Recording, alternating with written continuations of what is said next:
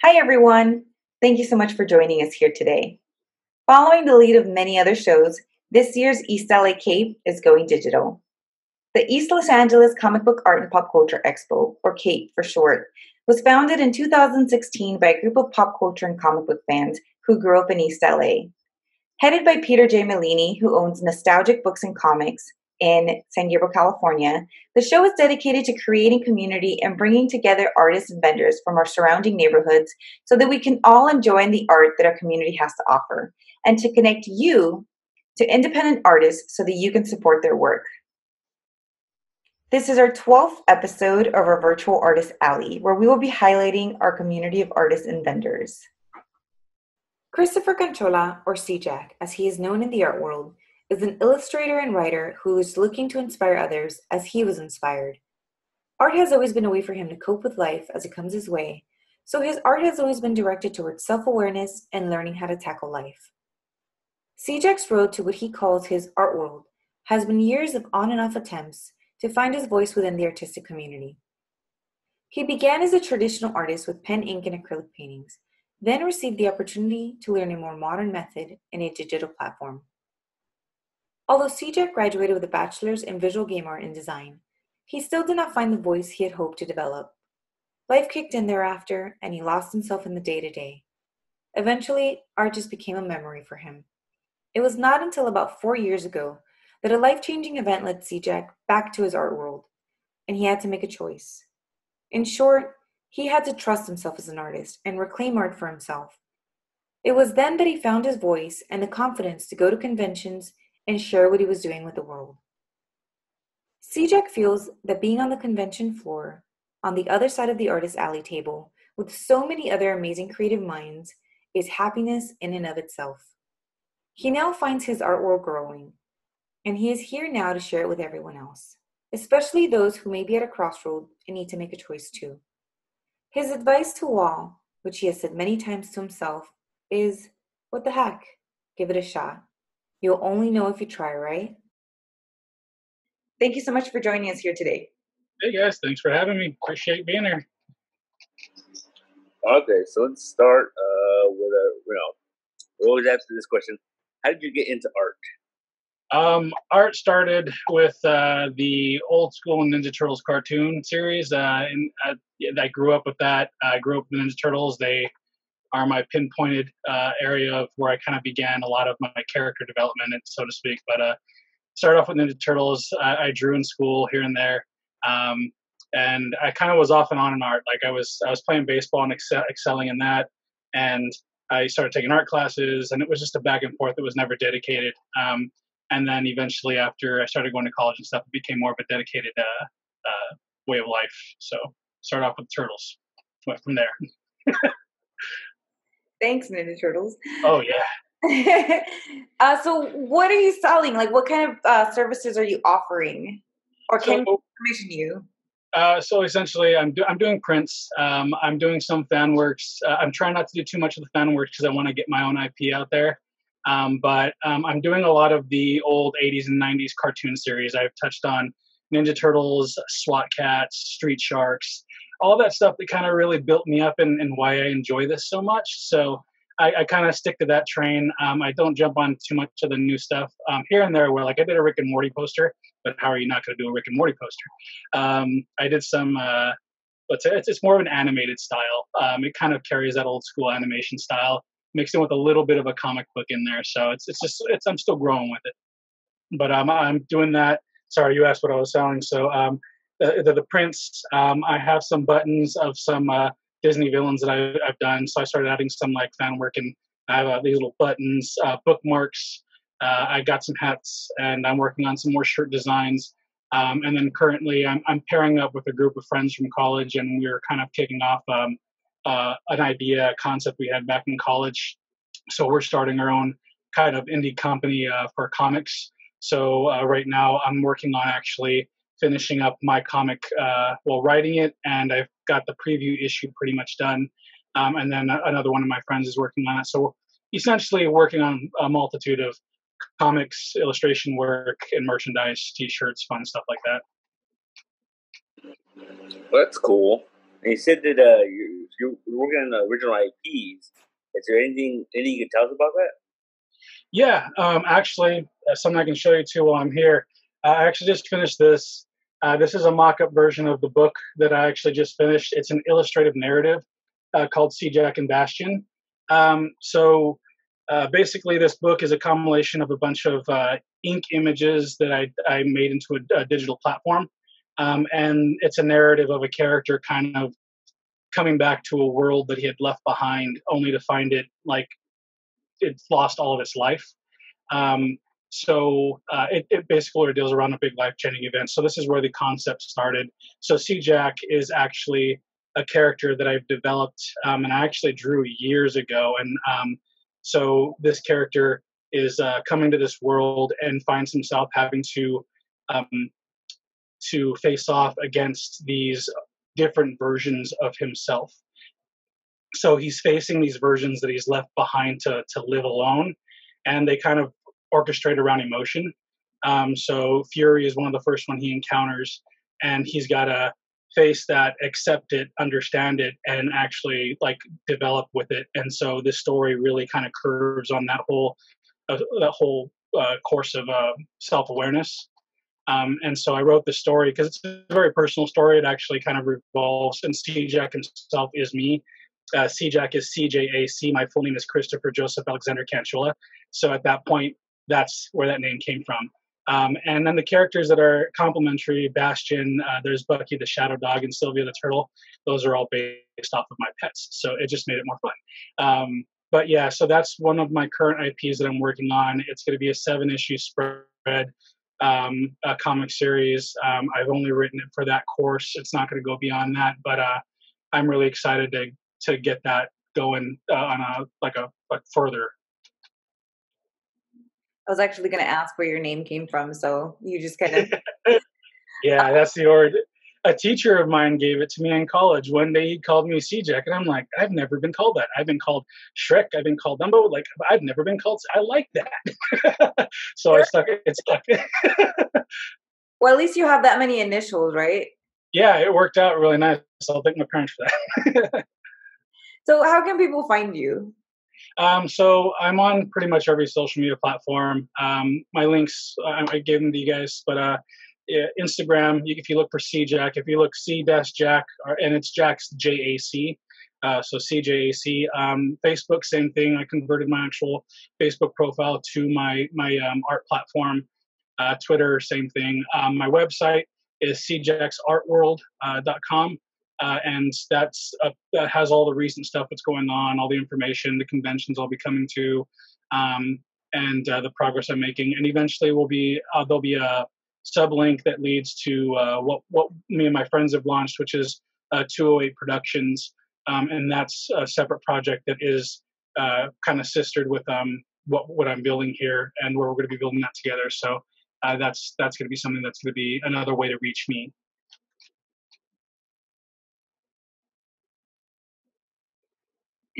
I told you about those pauses. I made the lost face. Yeah. So this is something that we've been asking everybody is kind of how have you been dealing with the pandemic? We find that a couple of people are becoming very, very productive, while a lot of other people are like, this is my time to just take care of myself. How has it affected your creativity, your productivity, and just life in general? I think it's a balance of both, really. The comic itself was a really big help because the comic is really a reflection of how I manage myself, and my art is also a contributing factor of how I manage myself. It was really hard in the beginning because you kind of get sucked into everything that's going on, and there's a lot of just emotion being tossed everywhere. And I had to take a step back from jumping on Facebook in the morning and seeing what the next craziness is. But after taking a step back and collecting myself, I jumped in. Actually, that's what allowed me to finish the book that I was working on, and then fleshing out the idea of what we're working with my friends. So that's I've been more productive, but I also want to try to help in some way in using the medium. So I actually just started recording with a friend of mine. I'm going to start a YouTube channel and I'm going to break through each design of each character in the C-Jac universe and break down, why they are who they are, and how I kind of managed to coexist with that state of mind. So the first one was Fury. I actually just finished all the recording and material for it last night, so hopefully that'll be coming out probably the same time this video comes out, which would be awesome. And so I kind of address how I've dealt with my own anger and frustrations and how I approach things, and hope that people can connect with that and kind of reflect and hopefully kind of take a step back too and try to be more part of the solution than the problem. So it's hard. It's really hard. But I think I just wanted to see if I can use my medium to help in some way, because that's really its purpose.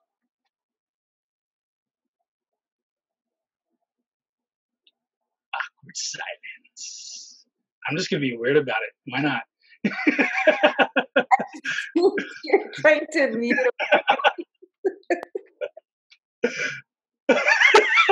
He's stuck on mute. We can edit this out. That's it. All right. Because we're gonna do you talk and I'll try to lip sync it. It'll be like one of those old movies. I'll even give you a cool voice. I don't know why it went unmute. You're good. I might just leave this in there. That'd be fun.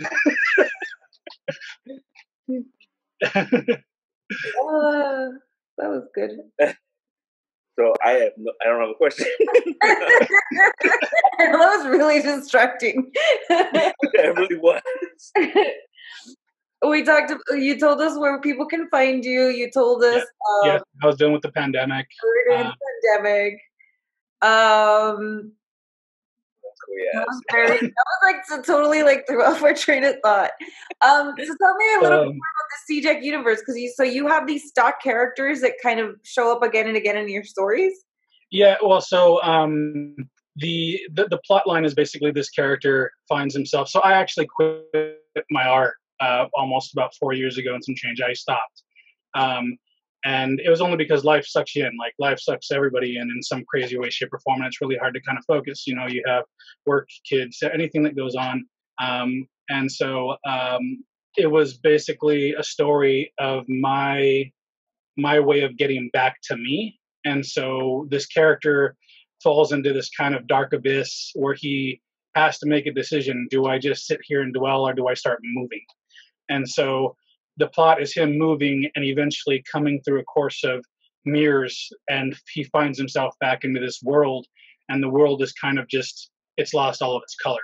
And so actually, kind of fun thing, these are some of the puppets. I worked with a young lady I met at one of the cons, and her name is Sky Cookie Crumb Workshop, and she made these plushies of all my characters. I was actually hoping to take them to a convention because I wanted to do a thing like find the C-Jac world, and I'd have friends walking around with them, and if you found them, you can come back and get like a free print or something. But I'm really trying to take it to a huge direction of just fun. But so essentially, this character C-Jac will find himself meeting some characters that are going to help guide him through this world where he's going to face off with all of these emotions, and essentially he's going to go and he's going to fight them, and it's going to be more like kind of a fun action. So Fury is obviously be engulfed with flame type of thing, but that's also going to be a weakness. And C-Jac is more of innocence, so it's like he has to learn how to develop these skills to actually fight. So that's my archetype to get into the world, because it's like usually the best way to make a viewer understand what I'm getting into is make them feel as helpless as the character. They don't know what's going on. So, but essentially it'll lead him to the crazy dark character that they'll all face in the end, which I called them Dark Jack, but it just felt I wanted to give them more significant names. And so I named him Umbra. And so it's a form of darkness. It's like a dark spot in the sun. And so basically, a little side note, I actually suffer from chronic depression, which has always been a crazy thing during this pandemic.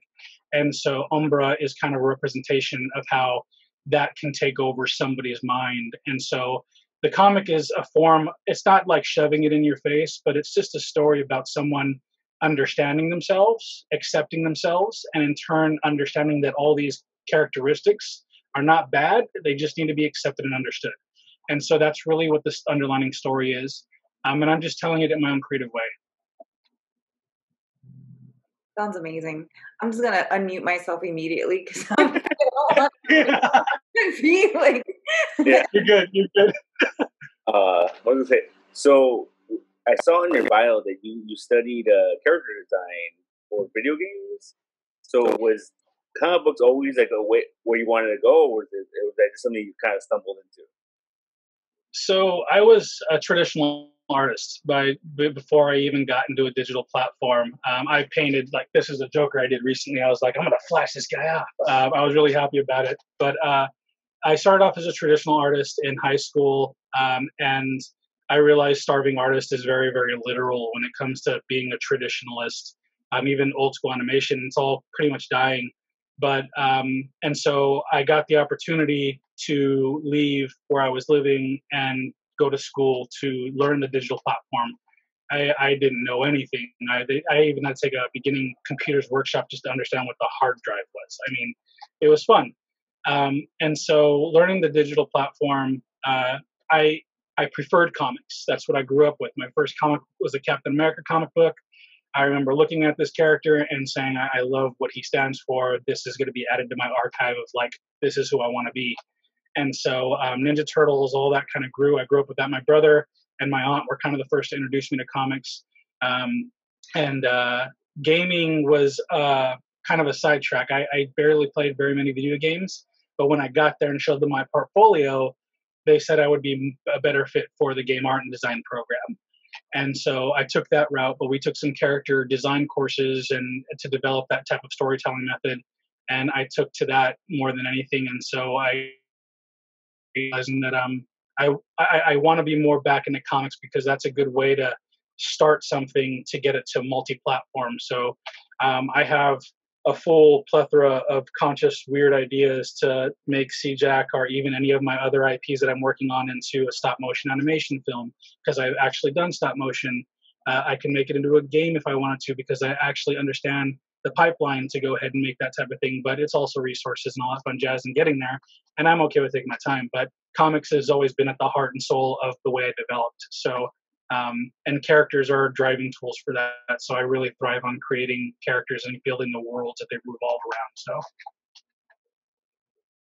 that's awesome. So how do you approach building a world? That's something that I kind of have asked a couple of people before.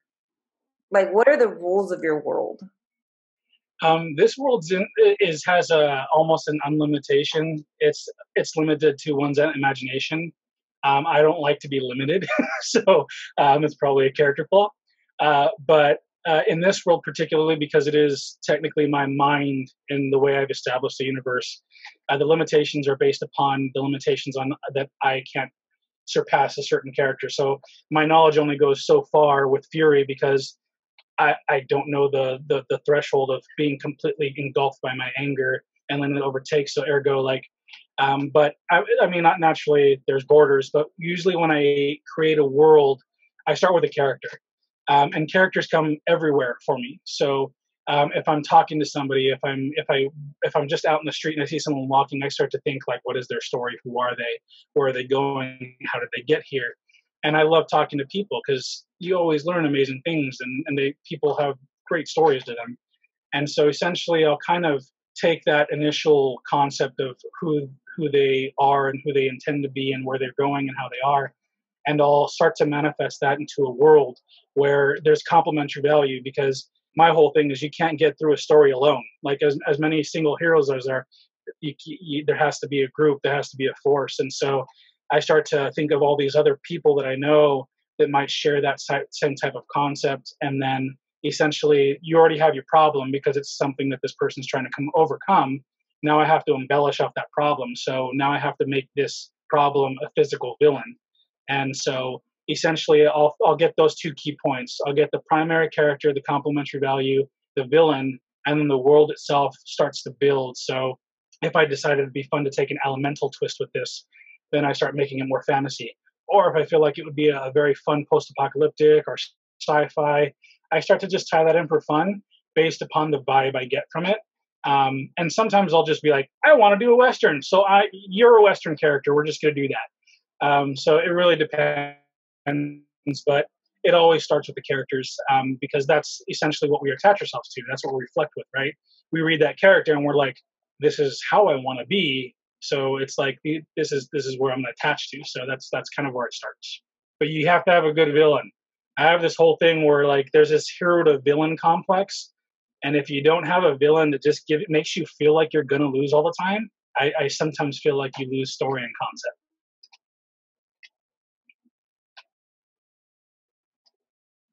I can see him looking for the button. Yeah. So, when do you think you're gonna be putting this book out? My goal is to have the first issue done. I'm giving myself a longer haul on it, but at the end of the year, I did the preview and I have my method of the madness down. It's just making sure the story is written appropriately. And I've never written and broke it down to a comic script. So that's the other problem. I'm learning that in tandem. And so I'm hoping to have the first issue done by the end of this year, if not sooner. I actually was planning on having this book done October. So the fact that this pandemic, I'm taking more of that opportunity to get it done. So there might be a chance I'll have this done in the next 2 months. It just really depends. But yeah. I have a random request. Can I see the puppets? What was that? The puppets you said you have? Oh, yeah. Let me get them down here. So I'll introduce you one by one. So this is Bucky the Shadow Dog. It's actually based after my dog. Bucky the Shadow Dog is going to be found when he meets what's it called? It's a Kamara. Kamara is the creative, adventurous side, and basically he creates these kind of dark versions of everything. And this is like the small little bit of innocence that's inside that character manifested into a puppy dog. And so he becomes a really awesome character that helps C-Jac get through. He's a shadow pup. And then let's get Sylvia. Sorry, they're kind of pinned to the wall so they don't fall. My dog looked at them like he was ready to chew them. He's like, those are mine? No, they're not yours. This is Sylvia the turtle. And so she's just this armored tank that comes in. She has archive of weapons hidden in her shell that'll just pop out of like the little shell pieces. But she's going to be a really fun character. And that's Sylvia. Let me go ahead and get Bastian. Now Bastian is a chameleon. He's actually based after my chameleon that passed away last year. This was the first pet I got kind of in the process of getting back into things. Bastian has this crazy big sword called the Sword of Bone, and he's kind of a mentor to C-Jac when he gets back into the world and helps him toughen up. He kind of is a show no mercy, sarcastic, like if he sees you on the ground, he'd be like, are you done crying? And he's like that type of character. And then I have, so here's Pockets. Pockets is a realm ghost. She's kind of a fairy type, but basically in this world, she's actually what helps bring the color back to the world. She's kind of this very bright, colorful character. And as they start to take back some of the world, she just has fun really bringing that life back. And so she's a really fun character that I added into the series. And then lastly, we have C-Jac. And this is him here. These are fun little plushie designs. The characters they look a little much more different, but she did a magnificent job just having fun with them and making the designs. So I was really happy to get them. Yeah, so these are all the plushies that I have. They'll definitely be going with me to conventions. I just figured I'll give them to people. They'll sit there and be like, if you find them, they'll give you a little ticket, and then, you can come back and pick up a print or something. So that's a really creative idea, kind of like your own little scavenger hunt to kind of bring people to your table.